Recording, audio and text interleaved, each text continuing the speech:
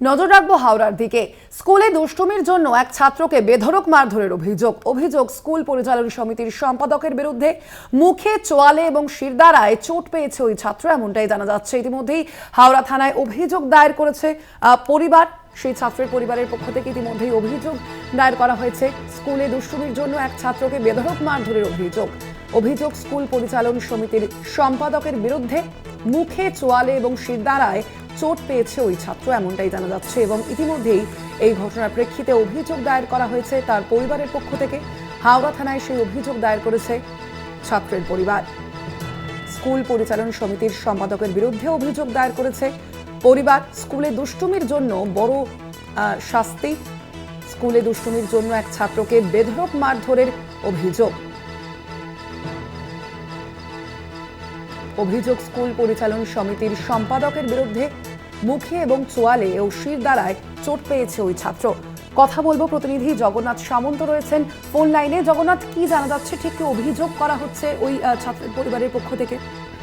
দেখো, পরিবারের কাছে খবর আসে তার ছেলে দুষ্টুমি করছে এবং দুষ্টুমির জন্য পরিবারের লোকজনকে স্কুলে ডাকা হয়েছে। তবে ডাকার পরে স্কুলের যখন যায় পরিবারের লোকজন, ছাত্রর নাম হচ্ছে মোহাম্মদ আলী রাজা, 14 বছর বয়স। যখন তাকে ডাকা হয় তখন পরিবারের লোকজন যখন স্কুলে আসে দেখে তার ছেলে চোয়ালে এবং বিভিন্ন জায়গায় পিঠে তার আহত ছিল এবং স্কুলের বাকি যারা রয়েছে তারা তাকে সুস্থতা করছে। তিনি অবাক হয়ে যায়। সামান্য দুষ্টুমি করার জন্য স্কুলের গার্জেনকে ডেকে পাঠাতে পারত, ডেকে পাঠানোর আগেই তাকে বেধড়ক মারধর করা হয়েছে। তিনি এই মুহূর্তে হাওড়া হাসপাতালে শিশুটি ভর্তি আছে।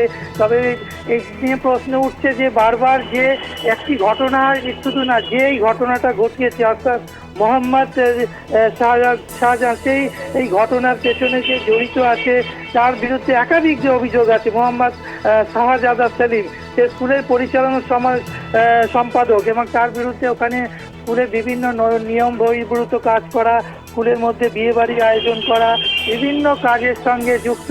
তবে তোমাকে বলে রাখতে পারি, ইতিমধ্যে হাওড়া থানায় পরিবারের তরফ থেকে অভিযোগ করা হয়েছে এবং অভিযুক্তকে গ্রেপ্তার করা হয়েছে এবং গ্রেপ্তার করে হাওড়া থানায় আনা হয়েছে। বারবার অভিযোগ তোলা হচ্ছে এই পরিবারের বিরুদ্ধে। পরিবার বারবার জানিয়েছিল তার আরও দুটো ছেলে ওই স্কুলে পড়ে এবং 3টি ছেলেই একই স্কুলে পড়ে। তারা পরিবার আতঙ্কিত। এইভাবে মারধর করা একটা ছোট শিশুকে বোঝানো হওয়ার দরকার ছিল, পরিবারকে ডাকা উচিত ছিল। যেভাবে মারধর করেছে, খুব গুরুতর অসুস্থ, হসপিটালে ভর্তি। এই মুহূর্তে তুমি জানো গ্রেপ্তার করে তার জিজ্ঞাসাবাদ এবং ব্যবস্থা নেওয়া হবে। পরিবারের দাবি রীতিমতো তাকে সাসপেন্ড করে বার করে দেওয়া স্কুল থেকে, নাহলে এরকম ঘটনা থামবে না।